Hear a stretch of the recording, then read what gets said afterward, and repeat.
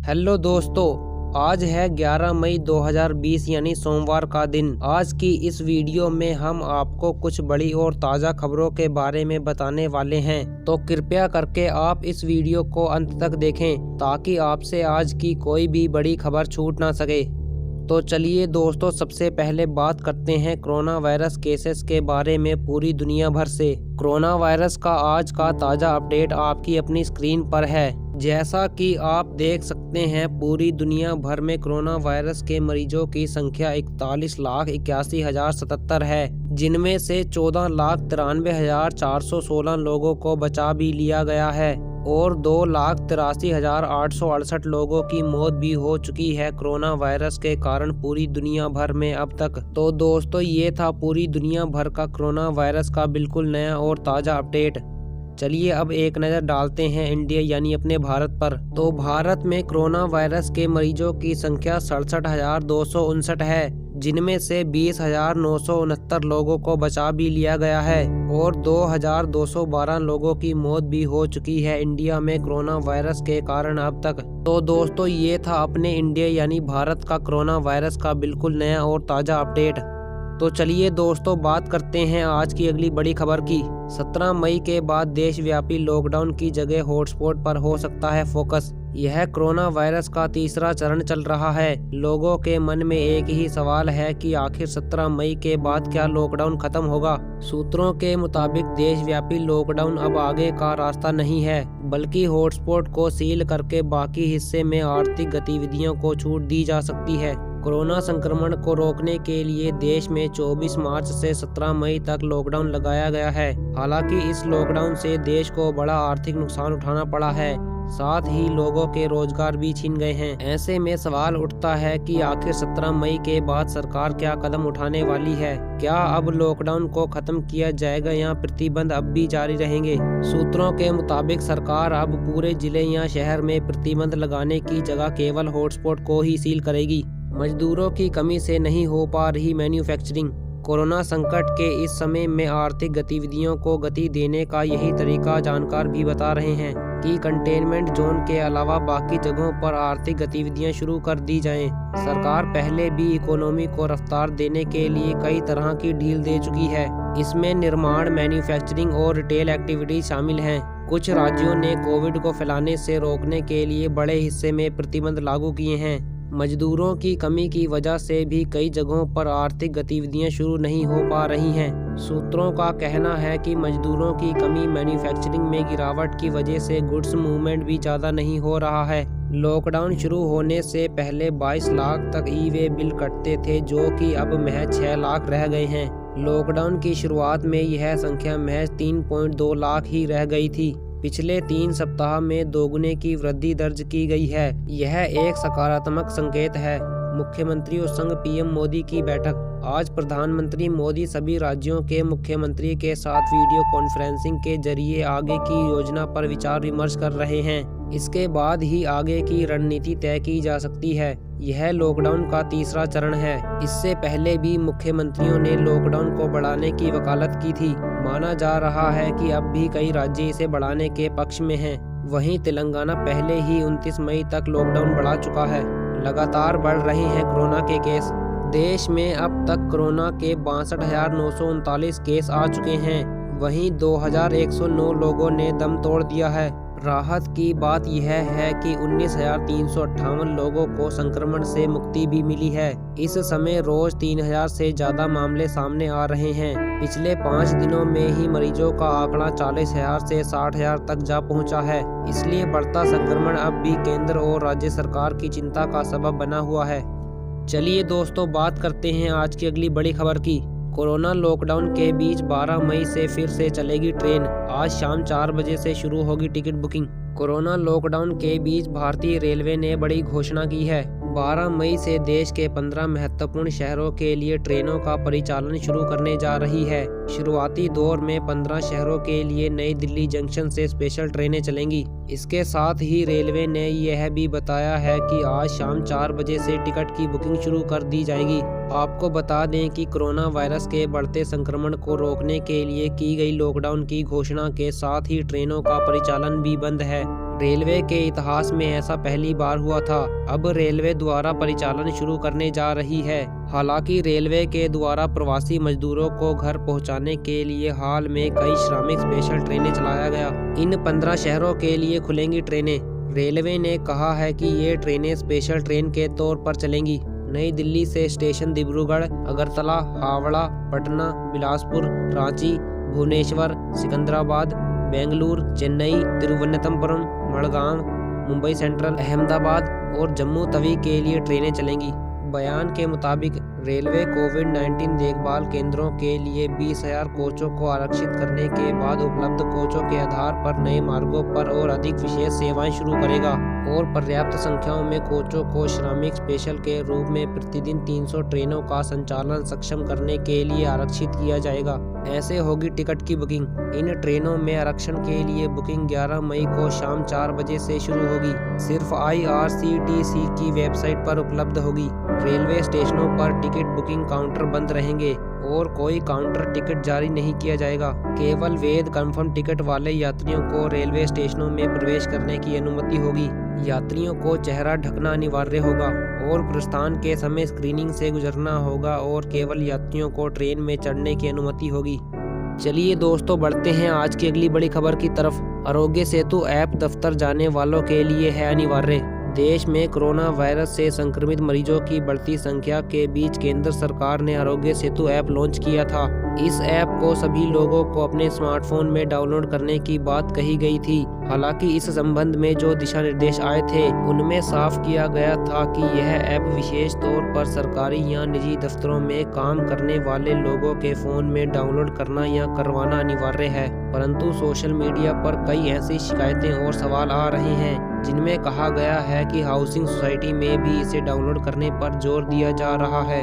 वहीं कई लोगों का यह भी कहना है कि उनके पास स्मार्टफोन ही नहीं है। कुछ का कहना है कि घर में एक ही स्मार्टफोन है और वो भी उनका बच्चा ऑनलाइन पढ़ाई करने के लिए इस्तेमाल करता है। कुछ लोगों ने तो अपनी अधिक उम्र का हवाला देते हुए यहाँ तक कहा कि उन्हें स्मार्टफोन चलाना ही नहीं आता। फिर कैसे वे आसानी से आरोग्य सेतु ऐप इस्तेमाल कर पाएंगे। बहरहाल इन सभी तरह की समस्याओं के संबंध में केंद्रीय गृह स्वास्थ्य के एक वरिष्ठ अधिकारी ने शनिवार को कहा कि लॉकडाउन के दौरान दिशा निर्देशों के अनुसार आरोग्य सेतु ऐप का उपयोग केवल सरकारी और निजी कर्मचारियों के लिए अनिवार्य किया गया है, न कि घरेलू मदद और ऐसे अन्य किसी मामलों के लिए, क्योंकि घर में रहने वाले लोग के लिए इस ऐप का उपयोग करने की कोई खास आवश्यकता नहीं है। हाँ, वह चाहें तो डाउनलोड कर सकते हैं। उन्होंने कहा कि दफ्तरों में जाने वाले अधिकारी कर्मचारी घर से बाहर होते हैं, यही वजह है कि उनके लिए इस ऐप को डाउनलोड करना अनिवार्य है। उन्होंने कहा कि हालांकि सरकार सभी लोगों को स्मार्टफोन के साथ आरोग्य सेतु ऐप डाउनलोड करने के लिए प्रोत्साहित कर रही है। बता दें कि देश में करीब 120 करोड़ लोगों के पास मोबाइल फोन है।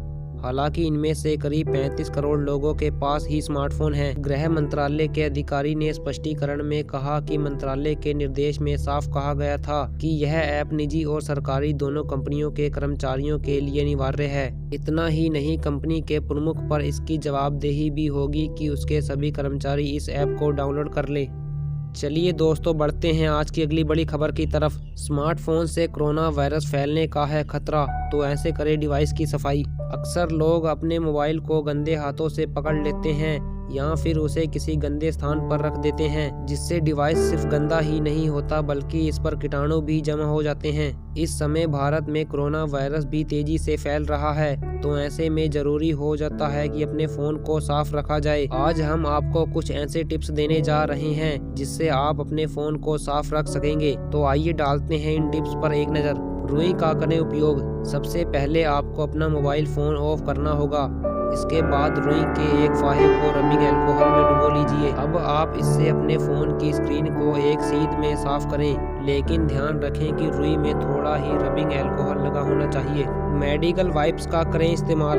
आप मोबाइल साफ करने के लिए बाजार में उपलब्ध 70% अल्कोहल वाले मेडिकल वाइप्स का इस्तेमाल कर सकते हैं। इन वाइप्स के जरिए आप फोन के कोनों और बैक पैनल को सही तरह से साफ कर पाएंगे। साथ ही इससे बैक्टीरिया का खात्मा भी हो जाएगा। टूथपेस्ट। वैसे तो टूथपेस्ट के फायदों के बारे में आप जानते ही होंगे, लेकिन आपको जानकर हैरानी होगी कि इसका इस्तेमाल आप फोन के कैमरे के लेंस को साफ करने के लिए भी कर सकते हैं। थोड़ा सा टूथपेस्ट कैमरे के लेंस पर लगाकर आप एक साफ कपड़े की मदद से उसे साफ कर सकते हैं। Antibacterial paper.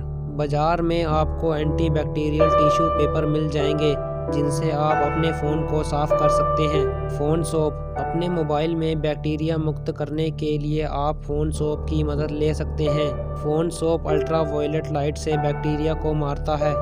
चलिए दोस्तों, बढ़ते हैं आज की अगली बड़ी खबर की तरफ। नौकरी छूट जाने से घबराए नहीं, 2 साल तक सीधे बैंक खाते में पैसे देती रहेगी सरकार। जानिए कैसे करें आवेदन। लॉकडाउन के कारण बेरोजगार हुए लोगों को अब घबराने की जरूरत नहीं है।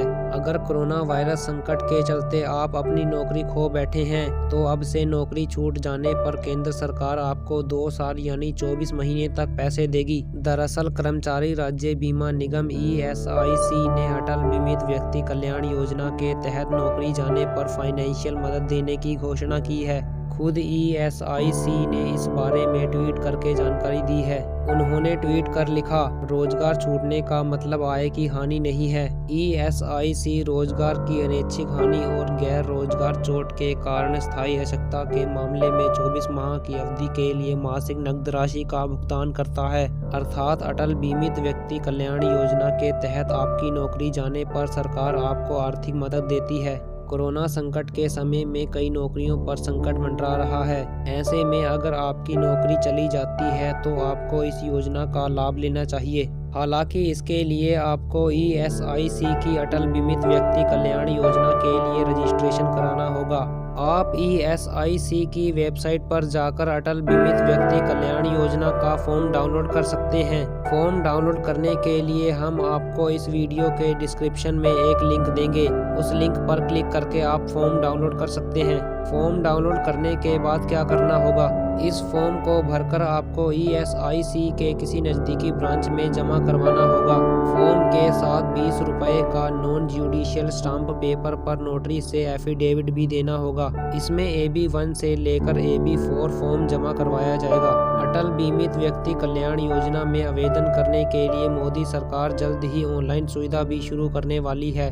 ज़्यादा जानकारी के लिए आप ESIC की आधिकारिक वेबसाइट पर विजिट कर सकते हैं। इसके अलावा फॉर्म को डाउनलोड करने के लिए दिए गए लिंक में सबसे पहले अटल बीमित व्यक्ति कल्याण योजना को लेकर नियम व शर्तें लिखी हुई हैं। इस योजना का फायदा एक व्यक्ति सिर्फ एक बार ही उठा सकता है।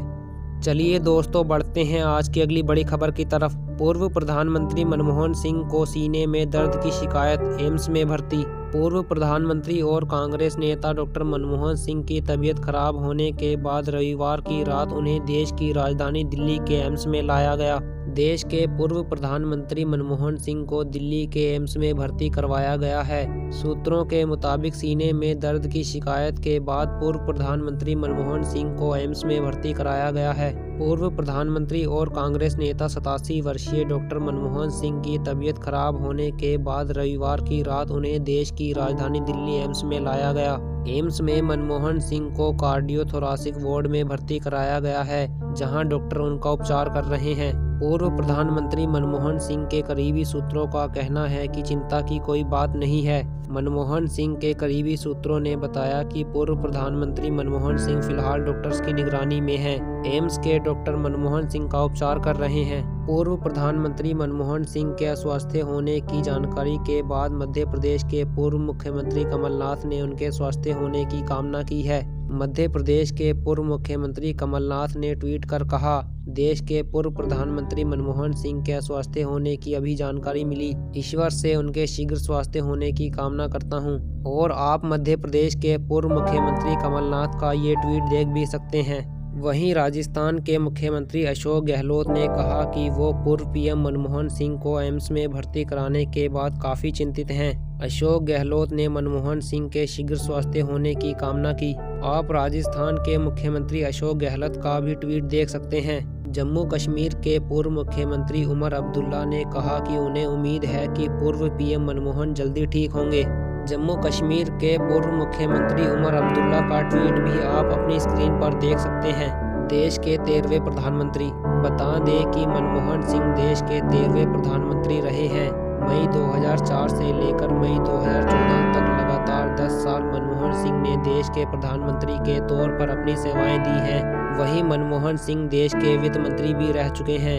जून 1991 से मई 1996 तक मनमोहन सिंह ने देश के 22वें वित्त मंत्री के तौर पर अपनी सेवाएं दी हैं। इसके अलावा मनमोहन सिंह RBI के 15वें गवर्नर भी रह चुके हैं। चलिए दोस्तों, बढ़ते हैं आज की अगली बड़ी खबर की तरफ। सैमसंग ने 17 मई तक के लिए बढ़ाया प्री बुकिंग ऑफर। जाने सबसे ज्यादा किसकी है डिमांड। सैमसंग ने कहा कि उसने 17 मई तक टीवी और होम अप्लायंसेस पर stay home stay happy pre booking offer बढ़ा दिया है। सैमसंग शॉप पर प्री बुकिंग करने वालों ग्राहकों को HDFC डेबिट और क्रेडिट कार्ड के साथ पेमेंट करने पर 15% कैशबैक मिलेगा। Korea electronics company Samsung India की हाल ही में शुरू की गई प्री बुकिंग ऑफर लॉकडाउन में भी हिट रहा है। कंपनी को जबरदस्त डिमांड आई है। इसको देखते हुए सैमसंग ने अब इस प्री बुकिंग ऑफर को 17 मई तक के लिए बढ़ा दिया है। IANS की खबर के मुताबिक सैमसंग ने कहा है कि उसने 17 मई तक टीवी और होम अप्लायंसेस पर stay home stay happy pre booking offer बढ़ा दिया है। कंपनी ने कहा है कि इसके पीछे वजह डिमांड में भारी बढ़ोतरी है। इस हफ्ते की शुरुआत में प्री बुक ऑफर की अनाउंसमेंट के बाद से मिले कुल ऑर्डर में से 37% ऑर्डर रेफ्रिजरेटर के लिए आए हैं, क्योंकि गर्मी अपने चरम पर पहुंचने लगी है। इसके बाद टीवी की डिमांड 21% रही है, क्योंकि इन दिनों लोग फैमिली के साथ ज़्यादा टीवी कार्यक्रम देख रहे हैं। माइक्रोवेव, एसी और वॉशिंग मशीन के ऑर्डर क्रमश 17%, 12% और 11% मिले हैं। कंपनी ने एक बयान में कहा कि प्री बुकिंग ऑफर में टियर 2 और टियर 3 मार्केट से भी ज़्यादा डिमांड आई है, जहां सैमसंग के पास एक मजबूत रिटेल और सर्विस नेटवर्क है, जिसमें महाराष्ट्र, कर्नाटक, तमिलनाडु, तेलंगाना, दिल्ली, उत्तर प्रदेश, हरियाणा और गुजरात जैसे राज्यों से 75% ऑर्डर मिले हैं। सैमसंग शॉप पर प्री बुकिंग करने वाले ग्राहकों को HDFC डेबिट और क्रेडिट कार्ड के साथ पेमेंट करने पर 15% कैशबैक मिलेगा। कंपनी के मुताबिक सैमसंग शॉप पर उपलब्ध इस प्री बुकिंग ऑफर के जरिए नए ऑर्डर ऑनलाइन मिलेंगे और डिलीवरी नज़दीकी कंपनी के अधिकृत रिटेलर की तरफ से की जाएगी। कस्टमर को Samsung television, fridge, washing machine और माइक्रोवेव जैसे इलेक्ट्रॉनिक सामानों की खरीद पर 15% तक का कैशबैक ऑफर कर रही है, तो वहीं एयर कंडीशनर पर 5% तक का कैशबैक दे रही है। इतना ही नहीं, इन सभी सामानों को खरीदने के लिए नो कॉस्ट EMI की भी सुविधा उपलब्ध करा रही है। तो दोस्तों, आप इस लॉकडाउन में सैमसंग कंपनी का कोई प्रोडक्ट खरीदना चाहते हैं या नहीं, आप हमें नीचे कमेंट बॉक्स में कमेंट करके बता सकते हैं। तो दोस्तों, ये थी आज 11 मई यानी सोमवार की कुछ बड़ी और ताज़ा खबरें। उम्मीद है सभी खबरें आपको समझ आई होंगी और अच्छी भी लगी होंगी। अगर आप रोजाना ऐसी ही खबरों की वीडियो देखना चाहते हो तो हमारे चैनल को सब्सक्राइब कर लीजिए और पास वाली घंटी को बजाना बिल्कुल भी ना भूलें, क्योंकि हम आपके लिए इस चैनल पर रोजाना ऐसी ही खबरों की वीडियो लेकर आते रहते हैं। इस वीडियो को देखने के लिए आपका बहुत बहुत धन्यवाद। Thanks for watching this video guys.